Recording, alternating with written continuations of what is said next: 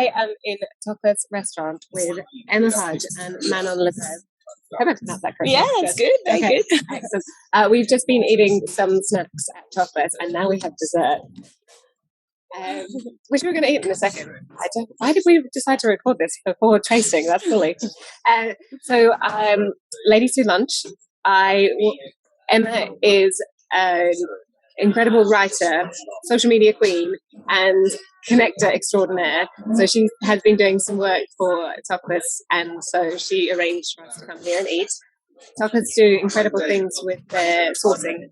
So I mean, also you've heard from Janine already about what products they're using and how they're getting them. And we've tasted the deliciousness of all of that. And Manon, you might know from the Great British Bake Off, and you have a book coming out. Yes.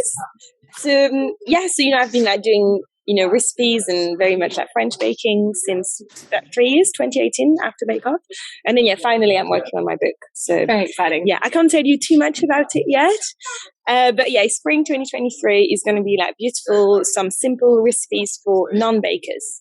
Because my baking is all about you don't have to be a baker to bake in France. You make a cake, you're not a baker. Yes, and isn't one of the most famous things that all children learn, the yogurt cake? It is, yeah. Le gâteau yaourt. Yeah. That's my first cake, and that's probably going to be her first cake as well, my daughter's first cake. Pointing, because she's under the table. Yes. So, this is just very, it's like the 3-2-1 cake of the UK, the weight of things. Yeah. And if you want to follow them both online, at Emma Hits the Spot and at Manon La Greve, but I'll link in the show notes and in the comments as well. And Emma really does hit the spot, so follow her for all the places that Thank she eats. you. So why did you particularly want us to come and eat at Toklas? So I think that Toklas is one of the most exciting up-and-coming bakery and restaurant kind of partnerships, and I think it's really interesting that the founders are actually from an art background and that they're really treating food as art, which I think is a kind of interesting theme we're seeing across restaurants in general at the moment. Of course, we've also, another great love of mine at the moment is Sessions Arts Club, which I think is an amazing painter and chef collaboration. And yet we also at the same time have these really minimalist restaurants that believe that their food is art and will not put any art on the walls. And I think what they're doing here is a really interesting blend of the two, right bang in the centre of London on the Strand. I think it has the potential to become a really iconic kind of food cultural hub that people should get to know about whilst you can still get a table. I read, it's conveniently very large. I read that the founders the founders founded Freeze magazine more than 30 years ago, and also the Freeze festival and everything. Wow. So they stepped away from it in 2016, but they're still non-executive directors and part owners. And apparently when they met at university at 18, which is really cool, they've known each other for so long, they originally had a plan to set up a restaurant. And then when some family friend lost money in the restaurant business, they were like, okay, maybe not. But then they were given the opportunity when Freeze have their offices in this building. And so this space was available. And they're like, what do you want to do with it? And they're like, let's do that restaurant. And I think the other thing that really drew me to Toklas is that I really try and form relationships with chefs at different restaurants as I'm enjoying what they do. And head baker Janine Edwards is someone who I've known for a number of years. You would have heard from her already, but essentially I fell in love with the viennoiserie she was doing at Robin Gill's restaurant in Embassy Gardens, Derby's. She baked for me throughout lockdown, and that weird stage of lockdown where restaurants became delis and grocers. And then she was head baker at Rye by the Water, which again is one of the bakeries I recommend most. I actually bought Manon some pastries when I realised that Manon moved into my area.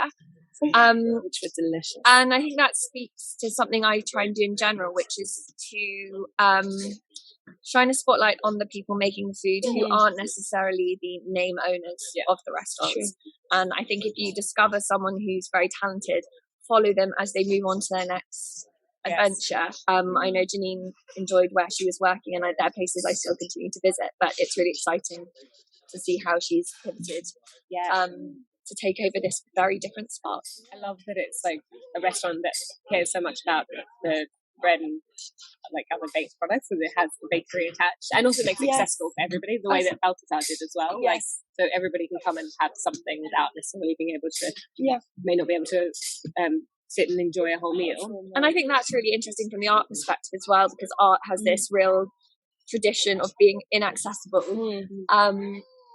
And finding that kind of like beauty in the small things. I also think that Toklas is exceptionally well priced as a bakery. You can get things like savoury slices for as little as like under £2. You can buy really cookies for under £2, which are still made with like top premium ingredients. Their Palm Street chocolate cookie, I think, is £1.75 or something like that. £1.50, and which is in London. Like, it's really good. It's really good. And I think that's so important, particularly when a lot of the time the restaurants that are doing most interesting things with food are not accessible to the people who are even working within food, because as we know, this industry is not always the best paid. And I think what they're doing here is really kind of inverting this area and doing something really exciting. And I love that. They did really want it to be accessible to people who work in food and be the kind of place like where chefs go to eat. Yes, like River Cafe and Rochelle Canteen and other places like that. And so just to say, as we're talking about highlighting the chefs as well, so the head chef is Martin Leons, and he worked with Ollie at Debut and also at Spring, and where else was he most recently? At Morrow as well. So the whole idea of the food here is supposed to be like Mediterranean, light and fresh, and very fish and vegetable heavy. So there's no red meat on the menu. Which I mean, I'm so sorry, but so many people I know, they go to a restaurant and they always have the steak, and I find this but so boring. You know, like, especially if you go to a restaurant, you know that it's not the speciality, so why getting a steak anyway? It's exactly the same as we were talking about with ice cream. Like I just can't bring myself to order ice cream at a restaurant. But I was the one who said I have ordered ice cream here at Toklas before, which we don't have today. But they make their own ice creams, and the sorbets in particular are delicious. The Mandarin sorbet is exquisite. It's no, I'm like, and actually, I think that's a much broader thing about the citrus here is a real strength of the restaurant. They work really closely with a citrus foundation, and they get it as fresh as it comes. And to come here and even just get a glass of orange juice is a real delight. On my first visit, I left the bakery with a load of baked goods and a satsuma, and it was the best satsuma I've ever tasted. Janine was saying that they tried 8 different varieties when they went to the producers that they worked with in Spain. And they came back and they actually laid it all out on the table, and they had like pomelo and all the different citrus. And I think the level of specification as to what they're using is they're very intentional with all of their ingredients, and I really like the way that you can see that continuity throughout all of their bakes. Like citrus is a really strong influence, but they use it in so many different ways. So what are we going to try? Okay, should we taste? Do you want to see a bit of the bake? So just wait. Oh yes, good idea. Otherwise we'll just cut off our head. Can we say what it is? Thank you. Yes, you're much more experienced in this. Yes, this is a low-pot frangipane tart, and this is where they've used the heritage grains in the pastry, so the same that they use in the bakery. So low-pot is a stone fruit. And then we have you want to talk about? I didn't even read the menu. We just went to the chocolate cake. Yeah, so they name this simply as chocolate cake, and it is pretty much what it says on the tin. It's inspired by the classic River Cafe chocolate nemesis. So it's super rich but super kind of like almost like with a sort of mousse meets truffle like consistency. Okay, all right then. Bon appetit. So the frangipane looks like it's got other. What does it have? Walnuts. It's like almonds.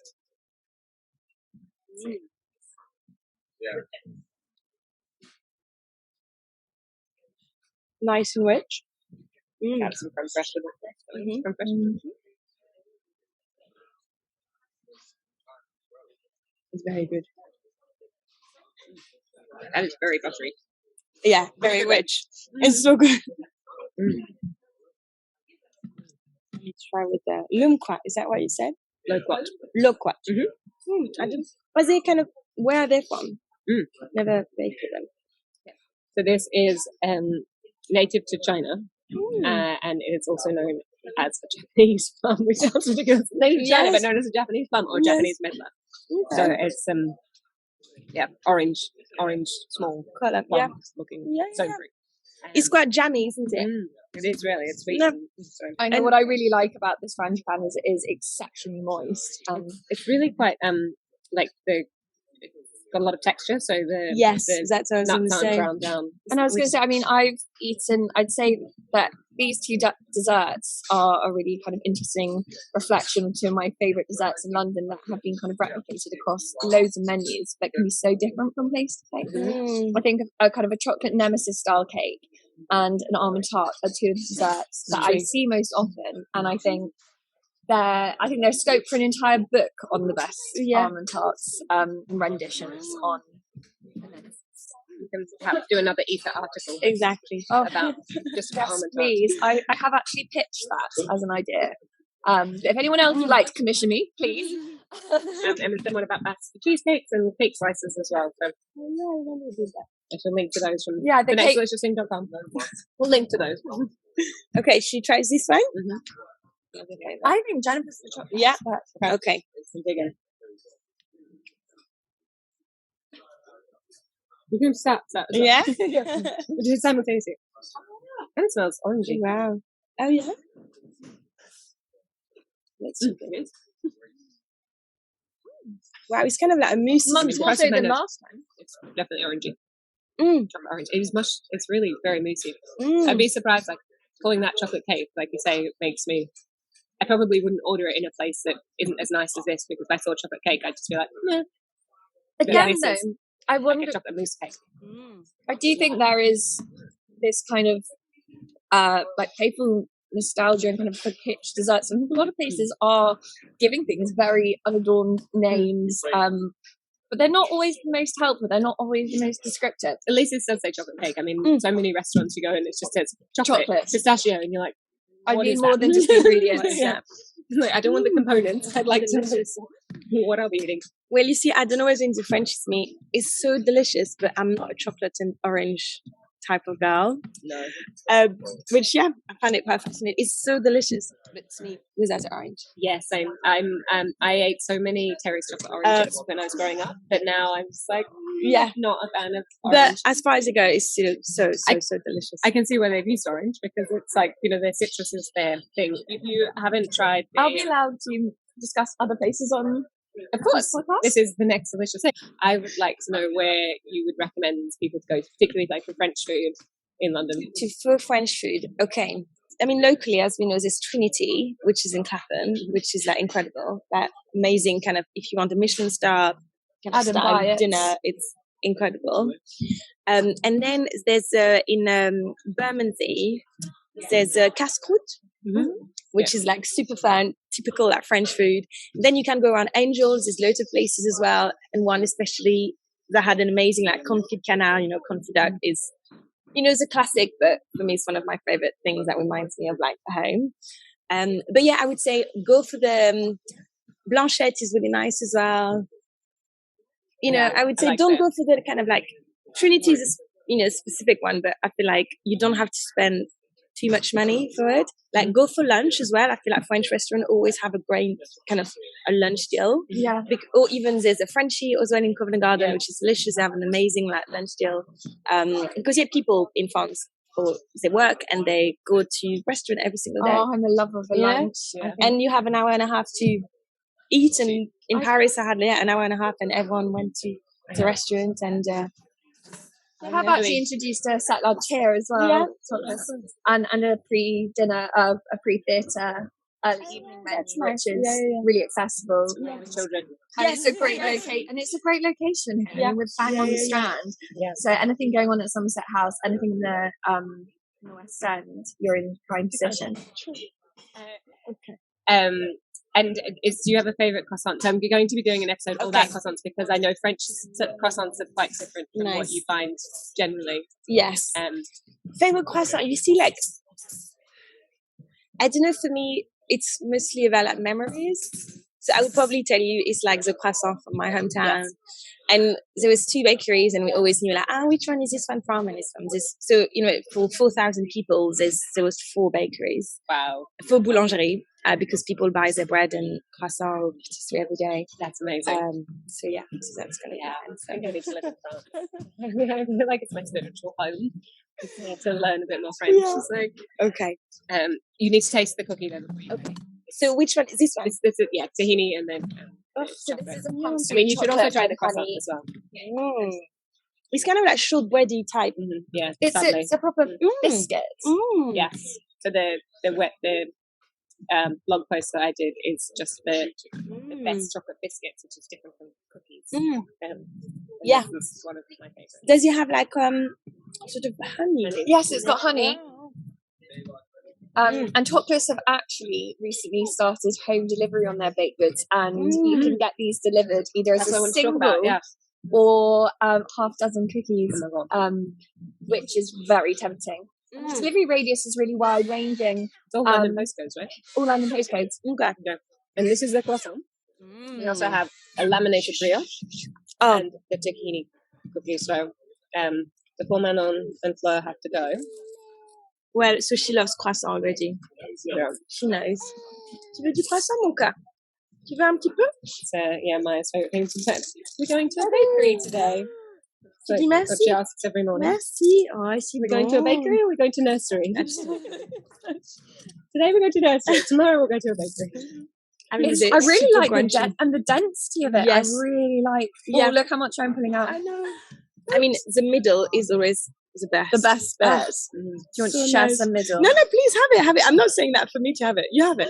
I'm going to have a bit of crunchy. Ooh, c'est bon, mon amour. And look at the lamination. I love it. Yeah. Amazing. I love the kind of like this where you can peel off every single layer. Yes. And I mean, I have for a long time said I think that Janine makes the finest croissants in London. I mean, they look absolutely perfect, like as far as croissant go, I think, This is really I love the balance of salt and sugar in this one, because sometimes they're like really salty, and then other times just very sweet. True. Well, I guess I think in French baking, salty, like savory to balance sweet is kind of the nature of most French baking, I would say. Like I always bake with salted butter. Really? Do you find a difference in the amount of salt in the butter here versus France? Yeah, well, you get like Président butter, how much butter is it? But also because I'm from Brittany, and in Brittany, our butters are very salty. So what butter are you buying at home? At home, we just buy, I mean, we're lucky, again, like we live next to Lagrève, which is a massive kind of bakery, creamery stuff. So we buy the butter. I don't think it's available in here. And what are you buying here in the UK? I buy la Président, Monsieur Président. I'm a real fan of Ampersand Dairy. That's my not easily available, but the culture butter's amazing. Yeah. I think the State Dairy is very good. Very, very good. Yeah. Few places making their own butter as well, which is always really nice to see. True. I mean, if you go to a restaurant, if there's good at bread and butter, that you're gonna have good food. That's always my rule. It's funny. That's another one of those things where I'm like, I want bread and butter. And I was like, if it's a good restaurant, I do want bread and butter. But otherwise, I'm like, no, I'm here for that. I mean, really. Okay. All right then. Well, I think we're gonna say bye bye. Au revoir. Merci beaucoup pour le croissant. Merci pour le croissant. Tu veux encore un petit peu? Attends. Tiens. All right then. Merci. Thank you. Thank you so much. I'm going to link to both of these guys in the show notes and underneath YouTube, so follow them both. Yeah, thank you for the tasting. It was so delicious. Totally recommend the top. It's a winner.